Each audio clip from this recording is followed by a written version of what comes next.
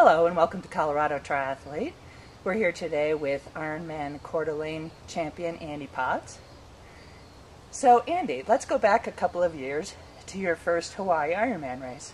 You had the very unique situation, especially now in these times, of having your very first Ironman be Kona, because you had won the Clearwater Half Championship the year before. Yep. So what was it like racing Kona as your very first Ironman? The very first Ironman was 2008 in Kona, and I was a little bit of ignorance is bliss, and I was, didn't really look into what it takes to excel at that distance very much. I was very focused on the Olympic Games in '08, trying to make the Olympic team, and some other focuses. I was working on trying to win the Toyota Cup in the Lifetime Series races, race to the Toyota Cup. So it was kind of an afterthought.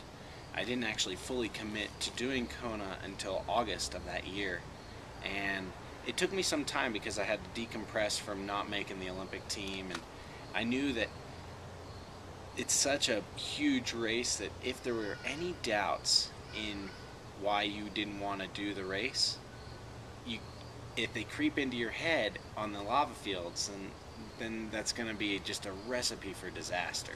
So I didn't want to have any doubts, but I knew I definitely wanted to see what all the fuss was about. So it ended up turning out great. I definitely made a ton of mistakes, but nothing that I haven't learned from, and and I also really enjoyed my time out there. Like, my smiles were genuine, and when I got to the finish line, it was all I wanted to hear was Mike say, "Andy Potts, you are an Ironman," and so I'd never heard that before, and so that was a special feeling getting to the finish line in Honolulu.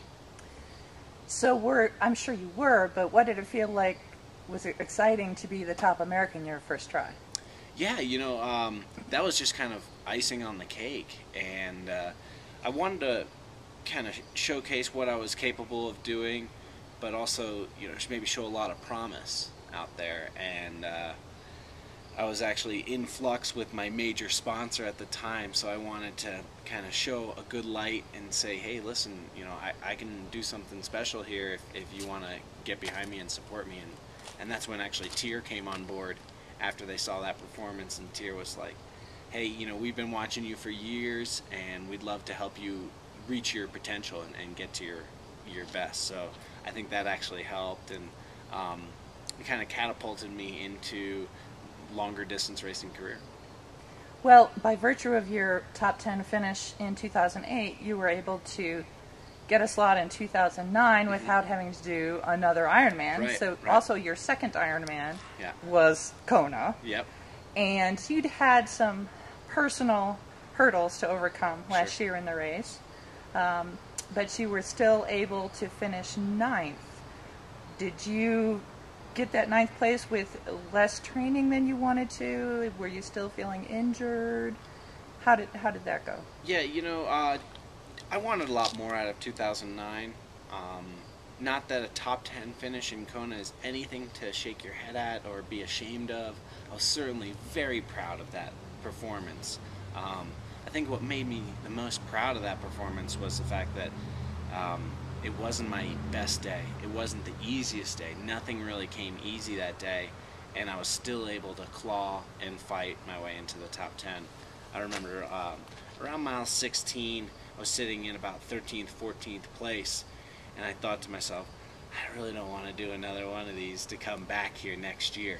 Let's move up, and keep pushing, keep pushing. There wasn't a whole ton to fight for when I came off the bike, and I think it was 23rd place. I thought, well, top 5 is out of the question here. Let's just get on my feet and see what happens. And then slowly I just started picking people off one at a time, and then I'm sitting in 9th place with still 6 miles to go, and I thought, wow, this is something really good can come out of this. So just keep pushing, and I ended up getting passed and then repassed, but fought all the way to the line for sure. And it was hard because I didn't have the preparation that was necessary for me to get the performance that I wanted because of some things came up in between. But I think lots of people deal with those things, and lots of people have obstacles and hurdles to overcome, and it's kind of a measure of how often you get up rather than how much or how long you stay down. So I was able to kind of stand back up, take a few punches, stand back up some more, and keep fighting. And so that's what made me proud of Kona in 2009. And hopefully I've learned even more lessons. And I actually, when I finished the race, I thought to myself, well, everyone that beat me here today has done 3 or more Ironmans. So there's got to be some sort of, there's the learning curve.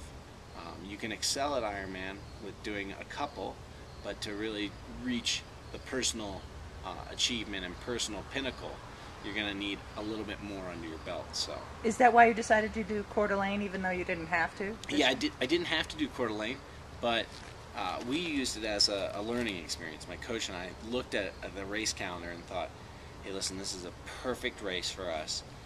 It's in America, and to have an American win it would be fantastic. And then there are a lot of things I still needed to learn, about nutrition, about the preparation, about the rest leading up to it, energy consumption, and where to push and as where to kind of hold back a little bit. So it was a learning experience. Who's been coaching you? Mike Doan is my coach. So I've been working with Mike since 2004. In 2002, when I first started, he was my swim coach, and then he kind of transitioned into being my full-time triathlon coach. So now he coaches my whole program, and that started in 2004. Well, at Coeur d'Alene, from what I hear, one fellow went with you a little bit on the swim, but you pretty much led the entire race start to finish. Did that give you any doubts at any point, or did you just hammer through? So just kind of walking through Coeur d'Alene a little bit, John Flanagan was there, and he's a fantastic swimmer. So and I knew he would push right from the gun, and it was my goal to just swim with John, and we'd swim away from people, but John kind of swam away from me pretty early, and so I kind of had to swim by myself. John actually came out of the water maybe 30 seconds up, and which is in the swimming world, that's a big gap in my opinion. In the triathlon world, it's not as big of a gap. I actually ended up catching him by the time we mounted our bikes, so I didn't waste any time in transition. I wanted to get into the front and push. The challenge of the day was to see what my body was capable of doing, and trying to replicate some of the time that I would be spending in Kona, in the swim, on the bike, on the run. And Coeur d'Alene course works out perfectly for that. And so I went right to the front on the bike and just said, "Great swim, John," as we mounted. And he goes, "Go get him, Andy." And then we just took off, and I never looked back. So what's next for this year? This year we've got 2 half Ironmans left, 70.3 Boulder and Timberman 70.3, and then I'm going to do Kona. So I've got 2 races to kind of see where I am in my preparation, and then hit it out in Kona, and hopefully I can stay injury free, stay healthy, and put in the work that's necessary. I think preparation is gotten a lot more of my attention this year, for sure. I was speaking with Tim DeBoom about you the other day, and as you just said, he always prefaces this statement with, "If you can get to the finish line healthy, or to the starting line healthy." Yeah. But he was thinking that with this win and your 2 top 10 finishes the last 2 years in Kona, that you were pretty much primed for a top 5 finish. What do you think? Well, that's very kind of Tim to say. I have a ton of respect for Tim. He's the American who carried the flag to the finish line in 2001 and 2002, and was the last American to win in Kona. So he holds that distinction, and I would like to be the next person to lead America that way. But you know, I had no promises. I can only promise one thing, and that's that I'll compete. I'll compete to my best ability, and I'll fight. And hopefully that's good enough for another top 10. And if it's, you know, anywhere along those lines, I'll be a happy camper. Thank you very much. Good luck.